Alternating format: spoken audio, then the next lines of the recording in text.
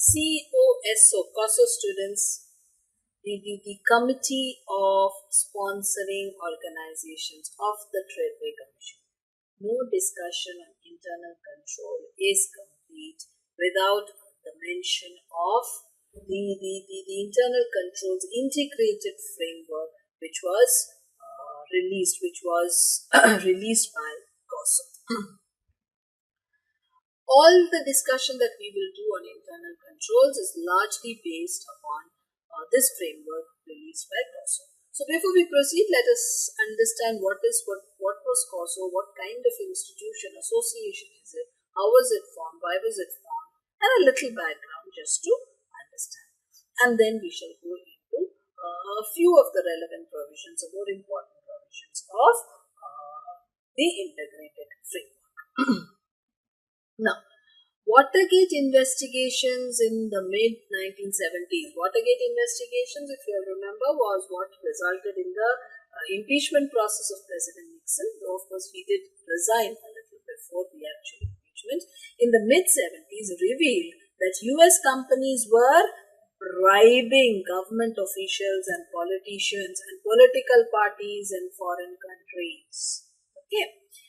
So what happened? What did the government do? The government passed the Foreign Corrupt Practices Act. So certain rules, certain law was set in place. In fact, this was really a pioneering law, pioneering statute. It was the first law in the world which was governing what? The domestic business conduct with foreign government officials in foreign markets.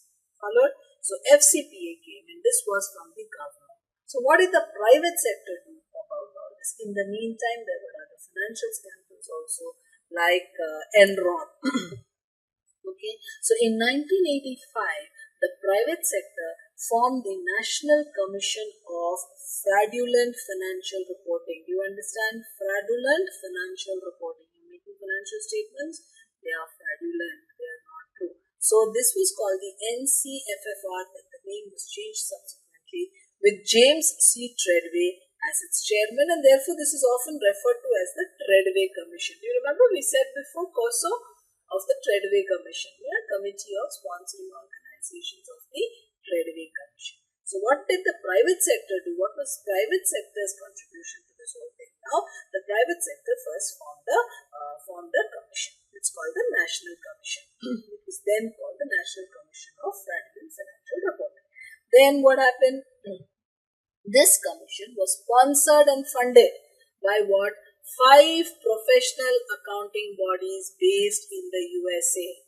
So 5 professional accounting bodies: the American Accounting Association, the American Institute of Certified Public Accountants, the Financial Executives International, okay, the AAA, AICPA, FEI, our own IMA, the Institute of Management Accountants, so it was called the National Association of Accountants then, right, and the Institute of Internal Auditors, IIA, right. These 5 professional bodies, they funded the commission.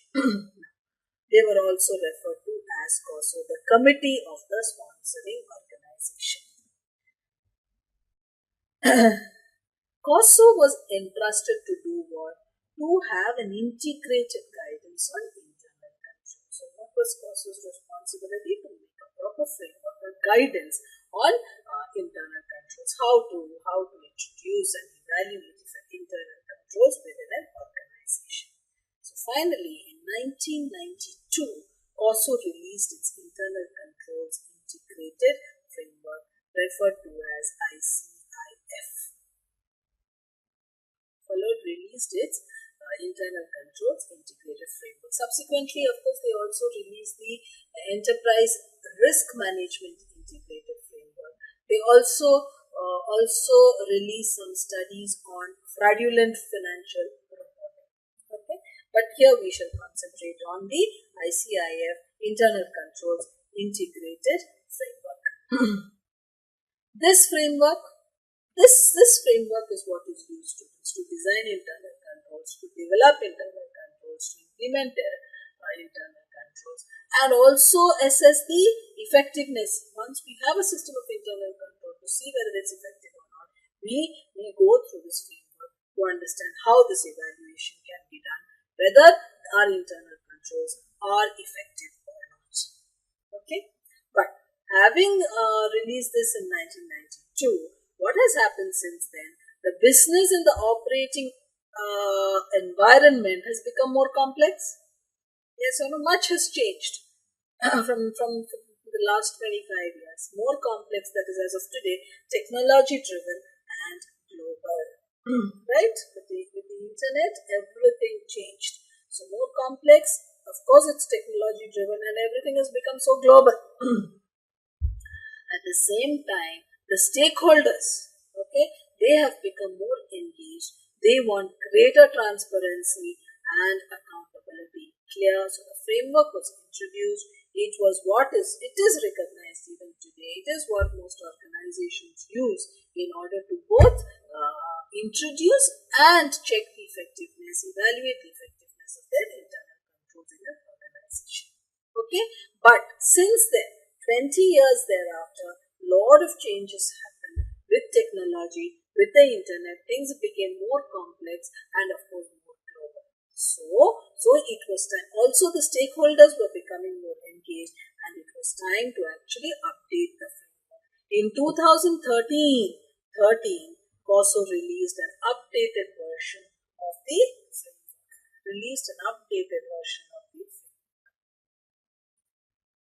So now let us understand. So we shall base our discussion on internal controls entirely on what is more or less provided in the framework, in the updated framework. We shall take what is relevant, what we can understand at this moment, without being actually, perhaps many of us may not be engaged in the internal control environment of an organization. Nevertheless, what is internal control? First and foremost, internal control is a process. It is a process. What do you mean by a process? It's not an end in itself. It's a process, continuous tasks and activities, right? It's a continuous process, mind you. Effected by whom? By the entity's board of directors, management and other personnel. So it is people who are responsible for the internal control. It's not just some forms of manuals or system. They're actually people who are responsible, who have to implement the internal controls. And they are designed to provide what assurance? Don't forget, students, it is always a reasonable assurance. It cannot be an absolute assurance. Right? Regarding the achievement of objectives relating to operations, reporting and compliance. We did this before also, right? The objectives of relating to operations, relating to reporting and relating to compliance. Yeah. The internal controls are introduced in such a manner that they are adaptable to the entity structure. So internal control is nothing but a process. It is effected by the people in the organization from top to bottom. Yes, everybody, to provide reasonable assurance that the objectives of the organization relating to operations, relating to reporting and relating to compliance will be achieved. Yeah.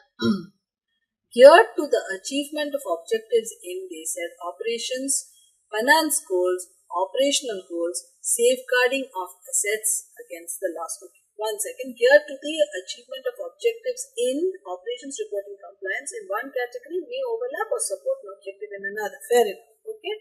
Now, finance goals, you may want to increase profits, increase the efficiency, the productivity. Operational goals, the quality, maybe innovation, maybe customer satisfaction, yes or no. The finance goals, operational goals, safeguarding of the assets against loss. Yeah. Internal reporting, achievement of objectives in reporting. Reporting may be internal, maybe external, maybe financial, maybe non-financial. But what is important? The reports must be reliable. It must come in time, timely and transparent. Reports should not be made to confuse. Reports should not be made to hide facts. They should be transparent, reliable, timeliness, and transparency are required. Yes or no? And compliance, of course, adherence to all the laws, whether they be the tax laws, the labor laws, environment laws, whatever, and the internal procedures also. So, geared to the achievement of objectives in the areas, three areas we say: operations, compliance, and reporting. Okay. Now let us come to the internal control components of COSO. Internal control components. Let's see what they are saying. What they are saying is that the COSO Integrated Framework for Internal Control suggests that the internal control comprises 5 interrelated components, which are what? The control environment, the risk assessment, the control activities, information and communication, and monitoring activities. So, according to the COSO Integrated Framework, the ICIF here, what does it say?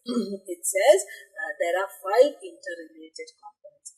Interrelated, mind you, 5 components for internal control. One is, they are saying, the control environment, the risk assessment, control activities, information and communication, monitoring activities. We'll do one thing. Let's go through each of them one by one. Let us look at the control environment. What is the control environment? When we are talking about the control environment, what are we talking about? The control environment consists of the standards, the processes, and the structures, environment that form the basis for internal control across the organization. What do you have in place? What is the structure in place? What are the standards in place, process in place, on the basis of which you can implement the internal control? Okay. The board of directors and the senior management establish the importance of internal control and expected standards of conduct. So it is the senior management, it is the board of directors who lay down what is called the tone at the top.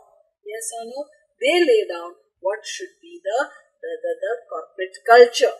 Yeah. What are the standards of conduct to be maintained? The expected standards of conduct. Okay.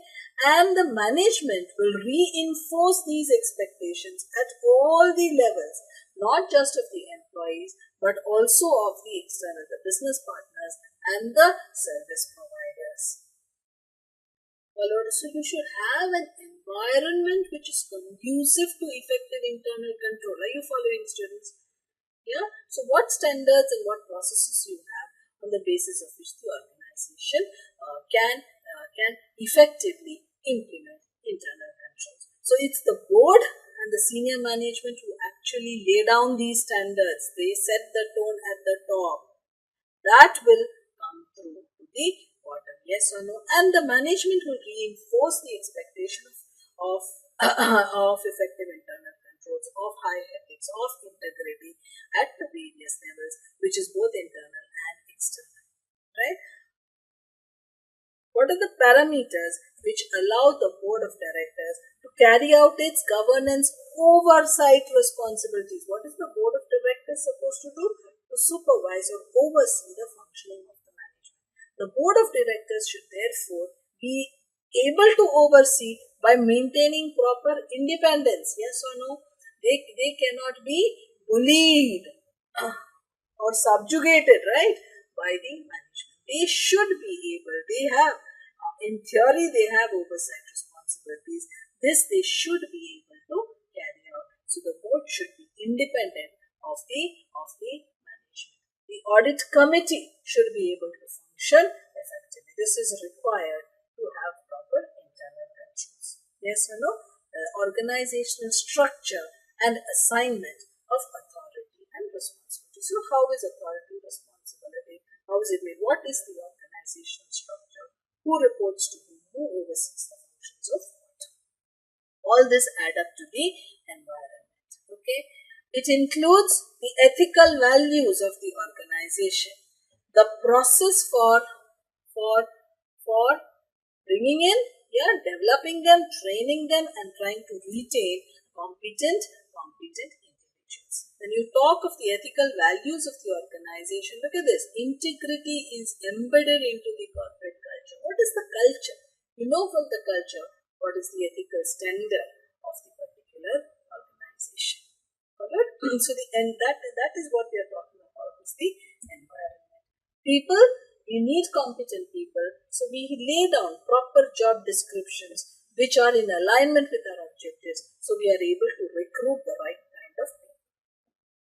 Next, what is the rigor around the performance measures, incentives, rewards to drive accountability for performance? Now, while it is good to offer great commissions and bonuses for certain targets achieved, we must always remember these targets should not be unattainable, too difficult to attain, should not make the employees frustrated, should not make them resort to certain fraudulent activities in order to achieve these nearly unattainable targets. Are you following? So the employees should not get tempted to violate the company's controls and standards, right?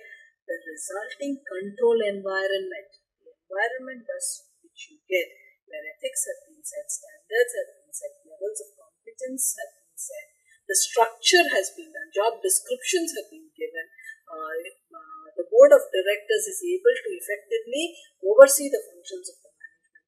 All this environment which is therefore built up, they will have all through a pervasive impact on the overall system of internal control. Followed. Now, when COSO released its updated framework, they did one more thing. To the 5 components, they actually introduced 17 principles which are mapped to each of these components. Okay, so the 5 principles mapped to the control environment component of the internal control according to COSO's updated framework are, what are these? It demonstrates commitment to integrity and ethical values. Yes or no? Yeah, this is very important. Exercises oversight responsibility. What are the principles? See that there is commitment. There is a commitment to integrity, to the ethical values. Next, oversight responsibility must be properly be able to exercise the oversight responsibility. The structure, authority, responsibility have to be laid out. Commitment to competence, okay, and enforce accountability. Enforce accountability not just of achieving targets, accountability for ensuring the proper implementation of internal controls. You cannot override the internal controls. If you do, see that one is accountable for the same. So these are the 5 principles which are mapped to the control environment. Okay, this is one of the components we discussed. Let's discuss the second one, the risk assessment. Risk assessment. Do you remember why we did this? This is the probability, this is the impact. Here the impact is very high here. The impact is very high, and therefore this is absolutely critical, must pay immediate attention to. These green area, because the impact is not much. Frequency here is of course very low, it gets little higher here. These are sometimes even ignored. Here, since the frequency is very, very high, we could try and reduce the frequency. These, after all, there is considerable impact. Therefore, these are also the areas that should be looked upon. Remember when we had done risk, the frequency and the impact of loss, consequence of the loss, right? So risk assessment. Let's see what they say. Risk assessment involves a process of assessing risk to the achievement of objectives. So what are the unexpected things that could happen which will stand in the way, which are the obstacles for achieving of the objectives?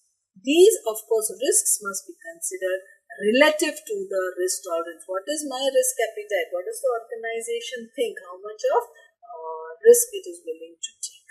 Right? It is based on the risk assessments. It is based on the risk assessment. Yeah, we can go further to decide how the risk will be managed, what internal controls to be brought in order to manage the risk. But remember this, a precondition to the risk assessment is the establishment of objectives. So first put the objectives in place, because our definition of risk itself is what are the obstacles to the achievement of objectives. Identify and analyze risks relating to the objectives of the operations, reporting and compliance activities. So first ensure the objectives are there, then identify what are your obstacles.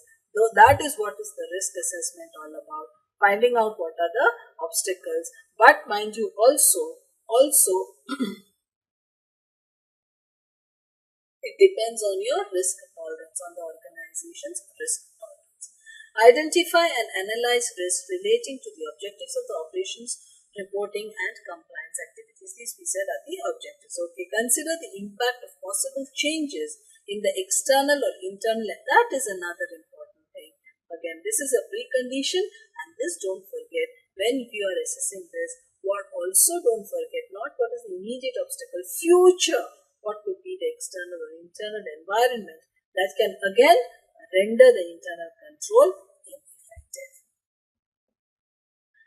There are now 4 principles. We told you totally there are 5 principles. So there were 17 principles, 5 for the control environment. Now you have 4 principles of the risk assessment. Component of the internal control according to COSO's updated framework. What are they? Specifies first suitable objectives. So first lay down your objective. Identify and analyze the risk. Don't forget to do something about fraud risk, right? After you've put internal controls, error, you're taking care of certain accidental things or certain errors which may happen, but when there is a fraud, mind you, that is intentional. Here we have talked of unintentionally. There is what is the fraud risk, what are the chances of committing fraud, and how you can put in internal controls.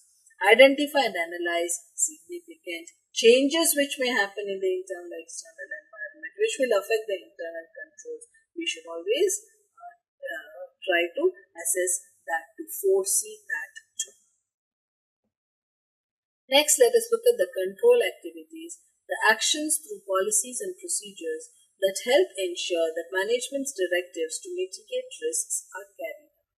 The actions through policies and procedures which help ensure that management directives to mitigate risks are carried out. These are performed at all levels of the entity, at various stages within business processes and over the technology environment. So, now what you're talking about the control environment is what are the activities. So, you know what we do, students?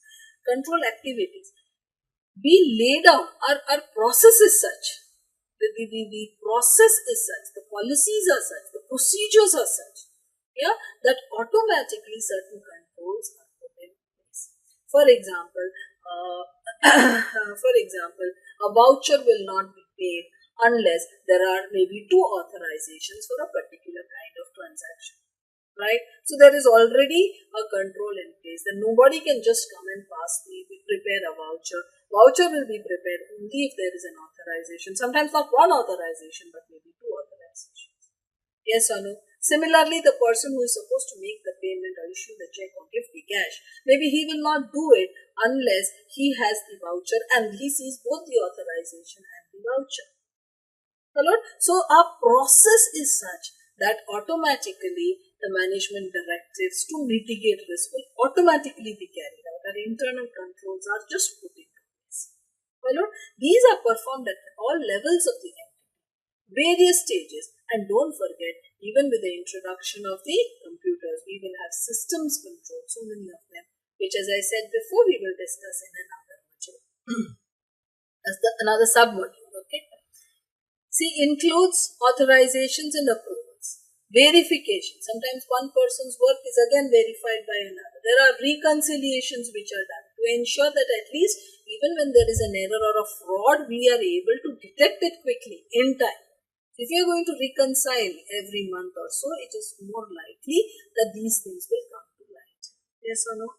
There are business performance reviews. Segregation of duties, one of the very important elements of internal control, where duties are segregated in such a manner that it is difficult to commit fraud unless 2-3 people are going to get together. You cannot totally say that fraud will not be completed, will never be completed. That is hardly possible. But we can try to mitigate the risk of fraud. Right? Now, if segregation of duties is not practical, if there is a single owner, he oversees most of the functions, so it's the owner's prerogative, then it is fine. If that is not practical, he will select and develop alternative control activities. So when the owner himself is supervising, doing, so that is more than enough for him. Even he is like PC, a sole owner. Just as an example, I tell you, so sometimes when some things are not practical, say the segregation of duties is so important, it's not practical, you have to put in some other kind of control to ensure that there is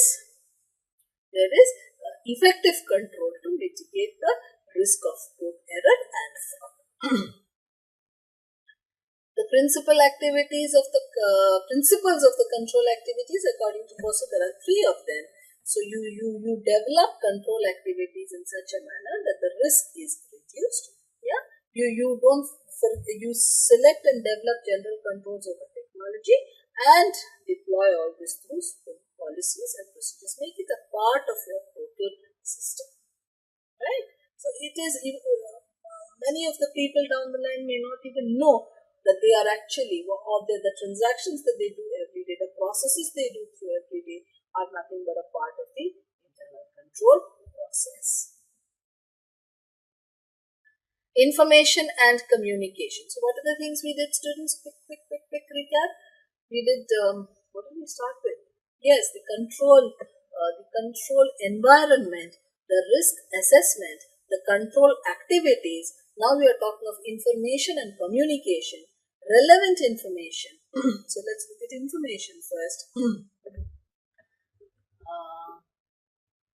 Relevant information from external or internal sources must be identified. What is relevant? Information must be captured, yes or no? And it must be communicated in a form and time frame that enables the people to do their job successfully. So it must be communicated and timely. Yes or no? It must be secure and it must be accurate. So many decisions may be based on this. So we must be able to rely on the data. Particularly systems data, remember data should be very secure when you are transmitting data, because sometimes we transmit a lot of data from one place to the other over communication channels, lines, right? Information is necessary for the entity to carry out internal control responsibilities to support the achievement of its objectives. Communication, this is the iterative process, repeating process. Mind you, internal controls entirely always is a process. There is no finish to an internal control. So it is a continual iterative process of providing, sharing and obtaining necessary information. Internal communication, personnel will get a message from the senior management that control responsibilities must be taken seriously. So when this channel of communication is there, personnel also are aware that internal control is strict. It has to be put in place, cannot be overridden, they cannot be lax about it. And external communication is twofold. It enables inbound information and information to foreign parties also. So we get information and we may have to provide information to external parties. Yes or no? So this information, if you are receiving or if you are giving, should be secure, should be reliable, should be accurate, should be timely. Yes or no? What are the 3 principles? Relevant information, communication must be done both internally, communication also externally. The guidelines, the principles to be laid down for ensuring that the information is relevant, communication, internal communication and external communication.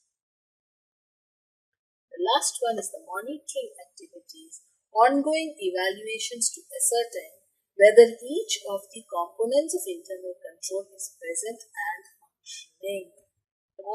You have now introduced internal control. How do you know it is really working? Please periodically, it should be monitored. Are the internal controls in place? Are they effective? Yes or no? So you have continuous evaluations. It's a part of the process. There is a review. There is performance review. It's a continuous process. Every month there is a review, or there are reconciliations. Yes or no? So whether each of the internal controls is present, there is either ongoing evaluations which is built into the process to provide timely information, or there are separate evaluations. This is normally done periodically, normally along with the audit reports, right? Usually a part of the internal audit function. You have separate evaluations conducted periodically, which will vary in scope and frequency depending on the assessment of the risk. Maybe audit gives some kind of report every quarter, maybe every month, every half year, whatever. Effectiveness of ongoing evaluations and other management considerations. Here also the ongoing evaluations, you have some like exception reports, comparison with budgets, variance analysis. Yes or no? These are all, this is done every month. So this is a part of the ongoing evaluation. And periodically, say every half year, every quarter, maybe there is internal audit, some kind of a review. It's done by the internal audit department. Yes or no? And after evaluating all this, what do you do? Finding what you get. What is your finding? Is it effective? Not effective? What are the loopholes? What can be strengthened further, etc.? They are evaluated against the established criteria, and deficiencies, don't forget, must be communicated to the management and the board of directors as appropriate. Yeah. What is monitoring activities? What are the principles? Two principles mapped to the monitoring activities are conducting ongoing or separate evaluations and communicating the efficiencies. So there should be both ongoing and separate evaluations, and these should be, you have to identify the deficiencies and ensure that these are communicated so that action can be taken. Yes, students.